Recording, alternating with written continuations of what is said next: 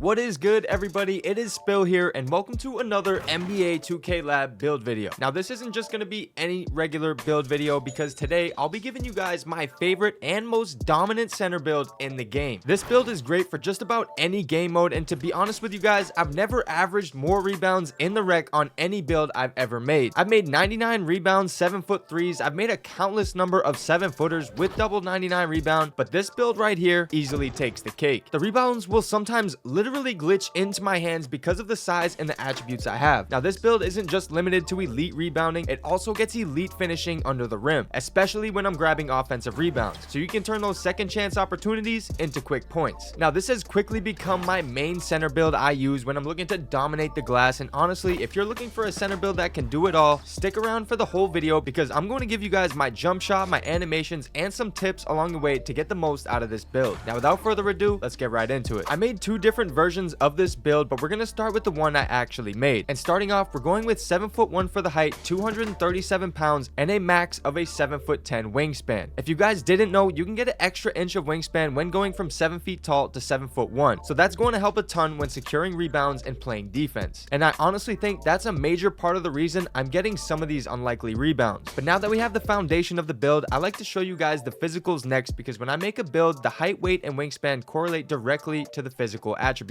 And with these, I like to just about max them out on all tall builds because it's so important that you can move around effectively. Otherwise, the build won't perform how you want it to. So with that, we have a 67 speed, which is very quick for a player 7'1". And this is another reason why I feel like I'm able to clean the glass so effectively, because I can dive for rebounds quickly and avoid box outs along the way. We maxed our agility, and as you can see, I went with an 83 strength. A lot of people might tell you that this is too low, but clearly my rebounding averages tell a different story. At 7'1" though, this 83 strength allows me to have a much higher speed threshold, and to be quite honest with you, I rarely get wormed on the box outs. And then lastly, I went with a lower strength so I could have an 80 vertical, which I believe is a great threshold for rebounding centers. If you ever looked at vertical, the definition in the builder says used as a gate for dunk animations and in combination with attribute counterparts allows a player to jump higher on rebounds and blocks. So all in all, this build is a quick 7'1" with a 7'10" wingspan with an 80 vertical. And with those details alone, you can see why this build is an absolute beast on the glass. Moving on to finishing, the only two attributes I actually upgraded was my driving dunk to 75 and standing dunk to 90. This threshold will not only unlock gold rise up, but it also unlocks the Wemby dunk package, which has been working incredibly well under the rim. Now, I'm not taking any post fades or looking to lay the ball up or score with close shot. I strictly use the meter to force standing dunks, and as I mentioned earlier in the video, this strategy works really well after offensive rebounds. 90 standing dunk works really well, and I wouldn't go any lower if you're looking to use the meter. But for my build, I used 5 cap breakers for Hall of Fame rise up since a majority of my scoring comes from this attribute alone. And just for context, I started using the standing dunk meter just a few weeks ago, and it's been a lot of fun getting standing contact dunks and just to be able to dunk effectively in traffic. And if you can add this to your game, you'll become a much more consistent finisher under the rim. Now, if you want to dunk like you see in the clips, I'm going to quickly go through my dunk packages, and I like to keep these simple and effective to reduce the chances of being blocked. I have no 2-foot dunks equipped, and for 1-foot dunks, I only have basic one-handers off one. For standing dunks, of course, we want all the contact animations and alley-oops, but as we get to the NBA dunks, I chose to only go with rim pulls because they're two-handed, they're quick, and they're effective. The athletic standing dunks are cool and they are pretty quick, but they expose the ball just a little bit more than I would like. But feel free to use them if you want flashier dunks. And then lastly, for signature dunks, I literally have only been using the Wembanyama dunk package. He does have some solid driving dunks, but his standing dunks are insane and work really well for taller players. Now, moving on to shooting, I wanted to be able to shoot threes on this build, so I maxed out my 3-point shot and maxed out my mid-range for silver set shot specialist. And by going with an 80 mid-range, you unlock a lot more release combinations to help you find the best shot possible. These thresholds have allowed me to space the floor and keep defenses honest. Now, the shot I'm using on this build is Isaac base, and if you're a big, this is one of the best bases you can use. For the releases, I'm going with LaMarcus Aldridge and Tim Duncan with a 50-50 blend at 3/4 speed. But as I mentioned before, you might want to try and experiment with different releases that might feel more comfortable. For playmaking, the only thing I upgraded was my pass accuracy to a 93 for Hall of Fame break starter. And this is a great threshold to get the most out of your breaks with clean outlet passes. If you decide to go for an 87 pass accuracy for gold break starter, this can also be effective, but Hall of Fame can be slightly more consistent and unlocks more pass styles. When we tested the break starter badge, we only saw a 4% increase in clean catches compared to gold, but there was also less fumble catches as well. Now, for the pass style, I'm currently using Darius Garland, and it's been working pretty well for the most part. And if you guys know of a good passing style for bigs, drop it down in the comments below. Now, passing in general has been all over over the place this year in 2K25, so if you choose to go with 87 instead, you may not see a huge difference. As we get to our defense, nothing really stands out if you're looking at it, but these thresholds have worked really well for me when protecting the paint and even the perimeter at times. I have an 82 interior defense for silver post lockdown, which has not let me down yet. The fact that I'm 7'1" with a 7'10" wingspan is going to help a lot. And then a 62 perimeter for bronze immovable enforcer, which I don't think is entirely necessary, but it is a nice luxury and doesn't cost too much. For the steal, we're going to max it out, and while it doesn't have any thresholds, I just wanted to increase my chances for lane steals because we do have the extremely lengthy 7'10" wingspan. Not only that, but interceptor is a tier 2 badge at this height, which makes great use of my tier 2 max +1 to bump it to silver. I've been able to get a decent amount of lane steals, lane tips, and you won't get every one, but having this definitely makes the defense think twice when passing in your direction. And then to finish off the defense, we have a 78 block, which I think is the perfect amount, not only for the value, but just in general, as blocks are tough to come by anyways, and this gives just enough to get snatch blocks and anchor the paint pretty effectively. And then of course, for the main course, we have the dual 99 rebound, which works so well and has allowed me to average almost 20 rebounds a game in the rec. Now these attributes are pretty expensive, so I did use 5 of my cap breakers for each attribute, and I'm gonna do a quick rundown if you don't have 15 or even 10 cap breakers. So if you only have 10, I would put 5 on standing dunk and 5 on offensive rebound, and if you only have 5, you'd be fine by only using them on offensive rebound to get it to a 99 for legend rebound chaser. Now look, this is my first year playing center consistently on 2K ever, which means if I'm doing these types of things,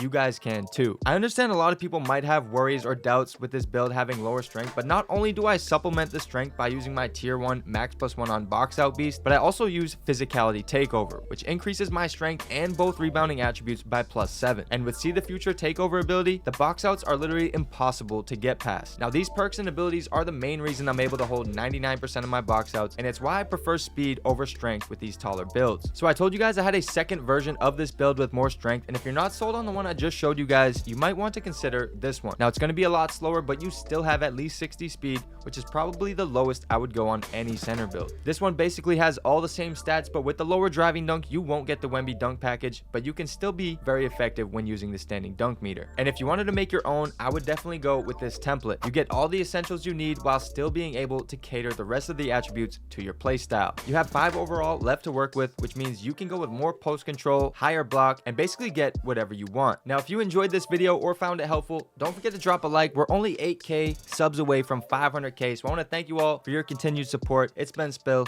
and I'm out. Later.